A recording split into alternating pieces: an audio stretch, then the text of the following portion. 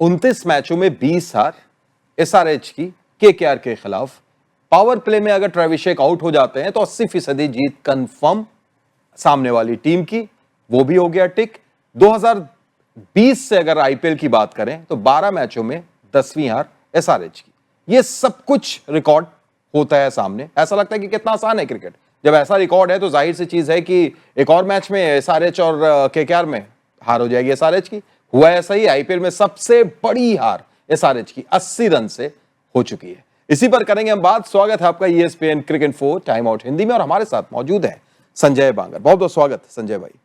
संजय भाई, ये जो आंकड़े होते हैं, ऐसा कभी कभी लगता है कि कितना आसान है क्रिकेट, नंबर्स बताइए और हो गया खेल। लेकिन क्या सच में इतना आसान होता है जो जिस हिसाब से आज जीता केकेआर ने? देखिए, जो हिस्ट्री है, जो रिकॉर्ड है, उसमें अलग अलग प्लेयर खेले हुए हैं, नाम एक ही है। केकेआर का नाम है और एसआरएच का नाम है, मगर अब 18 सीजन में कितने खिलाड़ी इधर से गए, उधर गए होंगे, उधर से कहीं और गए होंगे। तो इस वजह से मैं समझता हूँ कि वो जो आंकड़े हैं वो थोड़े से स्क्यूड होते हैं, उसके ऊपर हम ज़्यादा चर्चा नहीं कर सकते या ज़्यादा एनालिसिस नहीं कर सकते, क्योंकि अलग अलग प्लेयर्स हैं। यदि सेम प्लेयर्स के साथ बार बार इसी तरह का रिजल्ट आता है, जो अब मुझे लग रहा है कि हम सैंपल साइज शायद बड़ा ना देखें, मगर पिछले 12 महीने में देखें तो ये लगातार तीसरी हार है। क्योंकि प्लेऑफ में भी 2 बार हरा दिया था केकेआर ने, तो ज़रूर सोचने का। इनफैक्ट चौथी हार है। उस बार एक 24 में 3 बार हारे थी एसआरएच केकेआर से, और इस बार फिर यानी 4 बार हार चुकी है। अब तक 4 बार हार चुके हैं, तो ज़रूर थोड़ा सा इंट्रोस्पेक्ट करना होगा कि क्यों हार रहे हैं हम और कहाँ पर हार रहे हैं। यदि हम बहुत ही पहले ही बहुत तेज़ी से रन बनाने की कोशिश कर रहे हैं, तो क्या हम वहाँ पर कुछ अलग तरीके से बल्लेबाजी कर सकते हैं? ये सवाल ज़रूर उठेंगे एसआरएच बल्लेबाजों के मन में, और मैनेजमेंट भी चाहेगी कि कुछ अलग तरीके से ये अपना एटीट्यूड अपनाए पहले पावर प्ले में।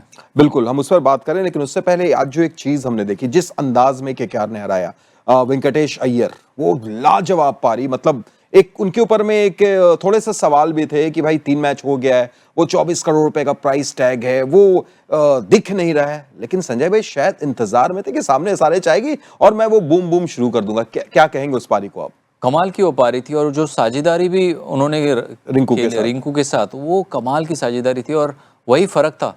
क्योंकि एक समय ऐसे लग रहा था कि शायद केकेआर की पारी 175 तक ही रन बना पाएंगी वो, क्योंकि ज़्यादा एक्सेलरेशन मिला नहीं था उनको 7 और 15 ओवर के बीच में।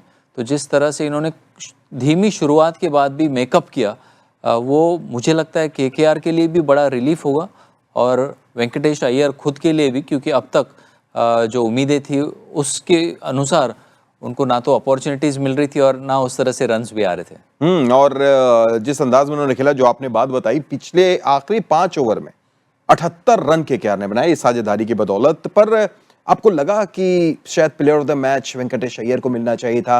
हालांकि वैभव अरोड़ा को जो मिला संजय भाई, उन्होंने कमाल की गेंदबाजी की, पावर प्ले में ही करीब करीब, जो एक होता है ना कि ट्रेविशेक की जोड़ी को आप तोड़िए और गेट के अंदर चले जाइए, वही काम किया उन्होंने। तो सही मिला प्लेयर ऑफ द मैच या अय्यर?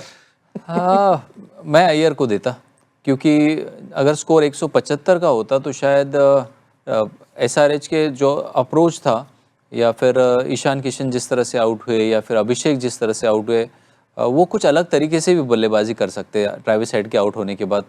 तो गेम जो बनाया है वो वेंकटेश अय्यर ने बनाया, तो मैं ज़रूर ये player of the match Venkatesh Iyer को देता। बिल्कुल, मुझे भी कुछ ऐसा ही लग रहा था कि प्लेयर ऑफ द मैच अगर मिले तो अय्यर को मिले। बहरहाल, लेकिन जो गेंदबाजी की वैभव अरोड़ा ने, अगर हम अब वहां पर आए, ठीक कहा आपने कि एक दबाव था, उस लिए वैसा शॉट खेलने के लिए गया, लेकिन फिर भी नई गेंद से हर्षित राणा के साथ वैसी गेंदबाजी करना, और लगता है संजय भाई कि एक अंडररेटेड पेसर है वो। अब तक वो नाम शायद नहीं कमा पाए वैभव अरोड़ा जितना हर्षित राणा और दूसरे गेंदबाजों को मिला है।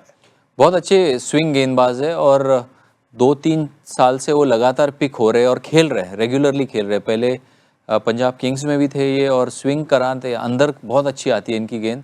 और आज के मैच में जिसने भी थोड़ा सा आगे गेंद को रखा है, पहले शामी ने अच्छी गेंदबाजी करी, काफ़ी किफ़ायती गेंदबाजी करी, और फिर वैभव ने भी काफ़ी आगे की तरफ गेंदबाजी की, तो वो दोनों गेंदबाजों की सबसे बढ़िया रिजल्ट आए। तो उस हिसाब से जिसकी लंबाई उन्होंने थोड़ी सी ऊपर रखी, इसके कारण उनको सफलता मिली, तो बहुत ही अच्छा प्रदर्शन रहा। बिल्कुल, इसमें कोई शक नहीं है। और दूसरी तरफ अगर आप अब ये देखिए, अगर हम बात करें एसआरएच की, एक बिल्कुल ऐसा लग रहा है कि शायद उनको समझना आसान है, जो शुरू में मैंने इंट्रो में भी बोला संजय भाई, कि 80%, यानी ट्रेविशेक को अगर आप पावर प्ले में, अभिषेक और हेड दोनों को अगर आप आउट कर देते हैं पावर प्ले में, तो 80% जीत हो जाती है सामने वाली टीम की। केकेआर का इनका एक रिकॉर्ड था और ये दिख भी रहा है कि अगर इन दोनों को आप आउट कीजिए और आराम से मैच की तरफ बढ़ जाइए, तो क्या ये चीज उनको सोचना पड़ेगा। एक मैच में जरूर उनके अलावा ईशान किशन ने रन किया था, पर उसके बाद वो भी कुछ खास नहीं कर पा रहे हैं।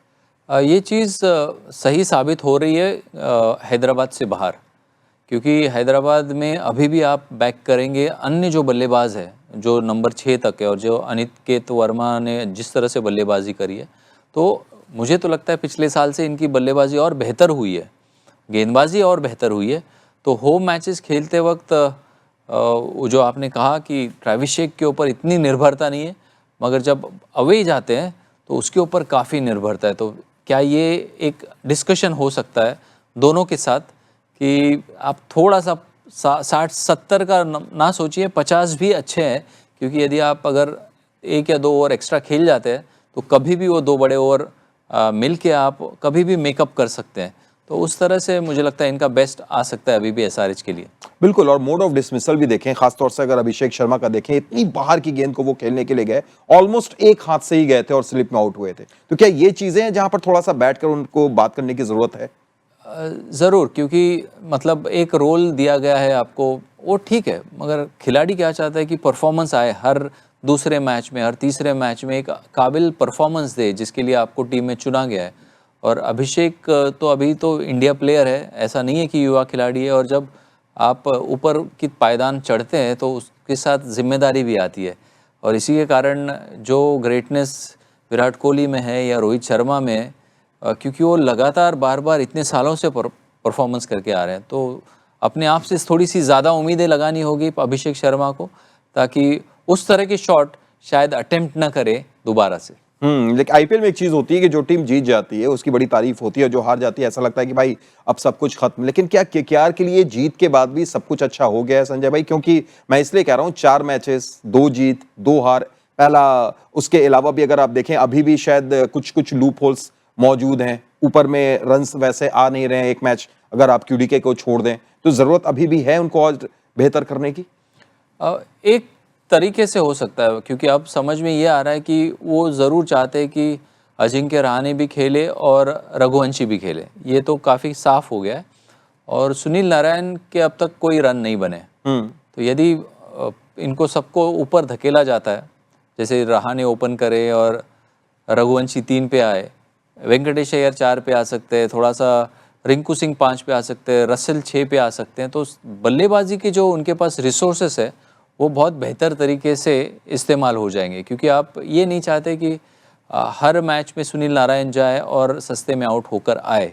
अब 4 मैचेस दे चुके हैं, मुझे लगता है 1 आध या 2 मैच और देंगे, उनमें अगर वो क्लिक नहीं करते हैं तो शायद केकेआर उस दिशा में चल पड़ेगी। यानी आपकी कहने का मतलब है उस हिसाब से कि नारायण की जगह मोइन अली को, हालांकि आज दोनों खेल रहे थे, पर मैं ये नहीं कहूँ कि मोइन अली खेले, मैं तो यही कह रहा हूँ कि सुनील नारायण बतौर गेंदबाज तो खेल ही रहे हैं, नीचे आए, वो नीचे आए, ताकि सारे जो निचले बल्लेबाज जो है अभी इस वक्त, क्योंकि रमनदीप 9 पे तो रसल को मौका ही नहीं मिला, रसल को मौका नहीं मिला, रसल को 2 ही गेंदें मिली, तो आप चाहते हैं कि रसल को ज़्यादा गेंदें मिले, रिंकू को ज़्यादा गेंदें मिले और वेंकटेश अय्यर को भी ज़्यादा गेंदें मिले।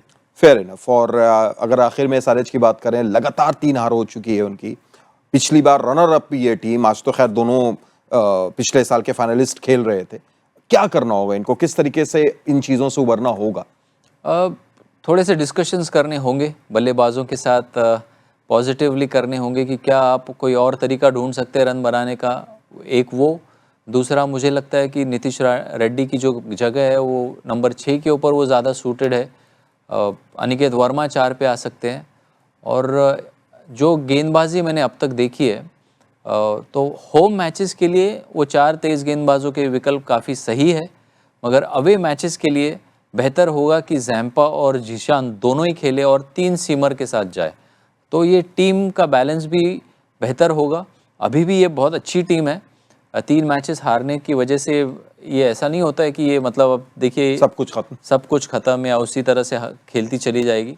तो वो ज़रूर उस तरह सोचने की ज़रूरत है जहाँ बॉलिंग कॉम्बिनेशन थोड़ा सा अलग, बैटिंग ऑर्डर में थोड़ा सा चेंज और टॉप ऑर्डर के साथ कुछ कॉन्वर्जेशंस, ताकि वो अपने मेथड्स को थोड़ा सा अंकुश लगाए, थोड़ा टेम्पर करें। बिल्कुल। और जैसा हम अक्सर कहते हैं कि एक बड़ा टूर्नामेंट है, बहुत मैचेस हैं, आपको धीरे धीरे इन चीज़ों पर काम करते हुए वापसी भी आप कर सकते हैं। फिलहाल हम चाहेंगे कि कल आप वापसी करें, कल भी आपके साथ बात करें। फिलहाल बहुत बहुत शुक्रिया आपका संजय भाई, और शुक्रिया आपका भी हमारे साथ जुड़ने के लिए। साथ इसी तरीके से आप ESPN cricket info Hindi follow करते रहिए, देखते रहिए, क्योंकि यहाँ क्रिकेट का सफर थमता है नहीं।